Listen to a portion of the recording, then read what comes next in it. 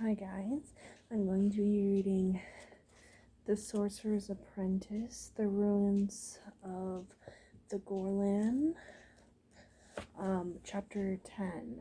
So, let's get started. Chapter 10. Time learned about the weapons you'll be using, said Holt. They had eaten breakfast well before sunup, and Will had followed Holt into the forest. They had walked for about half an hour, with the ranger showing Will how to glide from one patch of shade to the next, as silently as possible. Will was a good student in the art of unseen movement, as Holt had already remarked, but he had a lot to learn before he reached ranger's standard. Still, Holt was pleased with his progress. The boy was keen to learn, particularly when it was a matter of field craft like this. It was slightly different matter when it came to the less exciting tasks like map reading and chart drawing. Will tended to skip over details that he saw as unimportant until Holt pointed out to him with some aceability. You'd find these skills would become a little more important if you were planning a route for a company of heavy cavalry and forgot to mention that there's a stream in the way. Now they stopped in the clearing, and Holt dropped a small bundle that had been concealed beneath his cloak. Will regarded the bundle doubtfully. When he thought of weapons, he thought of swords and battle axes and war maces, the weapons carried by knights. It was obvious that this small bundle contained none of those. What sort of weapons? Do we have swords? Will asked, his eyes glued to the bundle. Our ranger's principal weapons are stealth and silence, and his ability to avoid being seen, said Holt. But if they fail, then he may have to fight. So then we have a sword, Will said hopefully. Holt knelt and unwrapped the bundle. No, we have a bow. Oh, he said, and placed it at Will's feet. Will's first reaction was one of disappointment. A bow was something people used for hunting, he thought. Everyone had bows. A bow was more of a tool than a weapon. As a child, he had made his fair share of them himself, bending springy tree branches into shape. Then, as Holt said nothing, he looked more closely at the bow. This, he realized, was not bent branch. It was unlike any bow that Will had ever seen before. Most of the bow followed one long curve like a normal longbow, but then each tip curved back in the opposite direction. Will, like most of the people of the kingdom, was used to the standard longbow, which was one long piece of wood bent in a continuous curve. This one was a good deal shorter. It's called a recurve bow, said Holt, sensing his puzzlement. You're not strong enough to handle a full longbow yet, so the double curve will give you extra arrow speed and power with a lower draw weight. You learned how to make one of these from the Temujai. Who are the Temujai? I hope I'm pronouncing that correctly. I have no idea. Asked Will, looking up at the strange bow. Fierce fighting men from the east, said Holt, and probably the world's finest archers. I assume this is the bow on the cover, which is kind of cool. At least the bows on this cover that I have.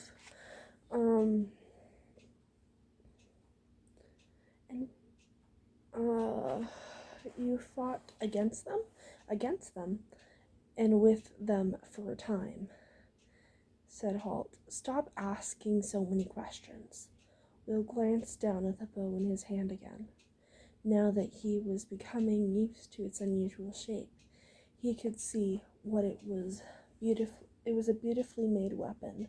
Several strips of wood had been glued together, with their grains running in different directions. They were a differing thickness, and it was this that achieved the double curve of the bow. As the different forces strained against each other, bending the limbs of the bow into a carefully planned pattern. Maybe he thought this really was a weapon after all. "Can I shoot it?" he asked. Holt nodded. "If you feel that's a good idea, go ahead," he said. Quickly, Holt chose an arrow from the quiver that had been in a bundle alongside the bow that fitted it to the string. He pulled an arrow back with his thumb and forefinger, aimed at the tree trunk some 20 meters away, and fired. Whack! The heavy bowstring slapped into the soft flesh of the inside of his arm, stinging like a whip. Will yelled with pain and dropped the bow as if it were red hot. Already a thick red welt had formed on his arm. It throbbed painfully. Will had no idea where the arrow had gone, nor did he care. "That hurt," he said, looking accusingly at the ranger. Holt shrugged. "You're always in a hurry, youngster," he said. "That may teach you to wait a little next time." He bent the bundle and pulled out a long cuff that made stiff leather. He slid onto Will's left arm so that it would protect him from the bowstring. Ruefully, Will noticed that Holt was wearing a similar cuff. Even more ruefully, he realized he noticed this before, but even wondering about the reason for it. "Now try again," said Holt. Will chose another arrow and placed it on the string. As he went to draw it back again, Holt stopped him. "Not with the thumb and finger," he said. "Let the arrow rest between the first and second fingers on the string, like this." He showed Will the notch at the butt end of the arrow, actually clipped to the string, held the arrow in place. Then he demonstrated how to let the string rest in the first joint of the first, second, and third fingers, with the first finger above the knock, point at the others below. Finally, he showed him how to allow the string to slip loose so that the arrow was released. "That's better," he said, and Will brought the arrow back. Continue. "Try to use your back muscles, not just your arm. Feel as if you're being pushed your shoulder blades together." Will tried it, and the bow seemed to draw a little easier. He found he could hold it steadier than before. He fired again. This time he just missed the tree trunk he'd been aiming for. "You need to practice at Holt. Put it down for now." Carefully, Will laid the bow down on the ground. He was eager now to see what Holt could produce next from the bundle. "These are Ranger's knives," said Holt. He handled Will a double scabbard like the one he wore on the left-hand side of his own belt. Will took a double scabbard and examined it. The knives were set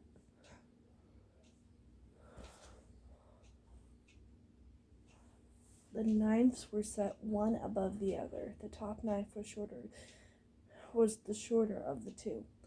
It was thick, heavy grip, made of a series of leather discs set one above the other. There was brass crosspiece between the hilt of the blade and matching brass pommel. Take it out, said Holt. Do it carefully.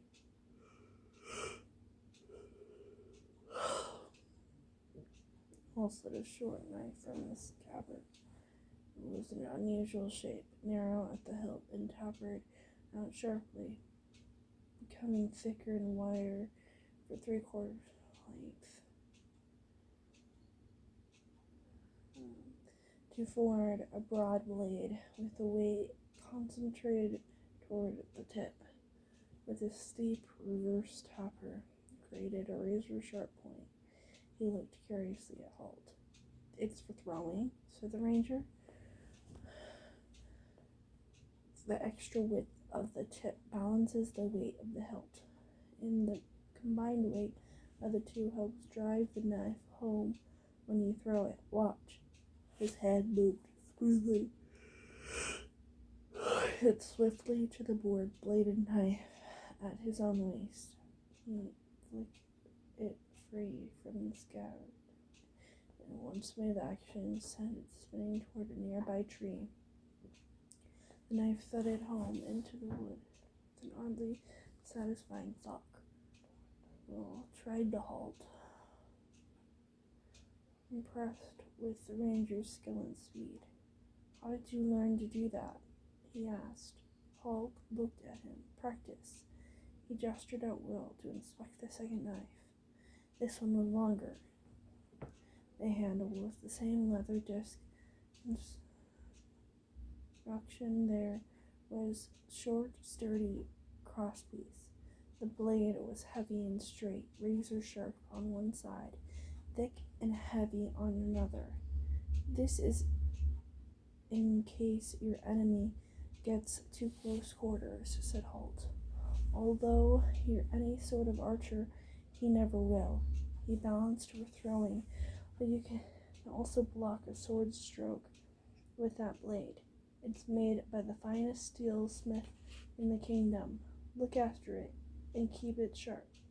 I will, the apprentice said softly, admiring the knife in his hand. It's similar to what the Scandinavians call sex knife.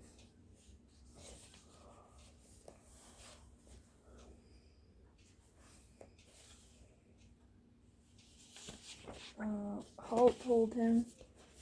Will frowned at the unfamiliar name, and Holt went on to explain further. It's both weapon and tool. The sea axe originally, but over the years the words sort of slid together into sax.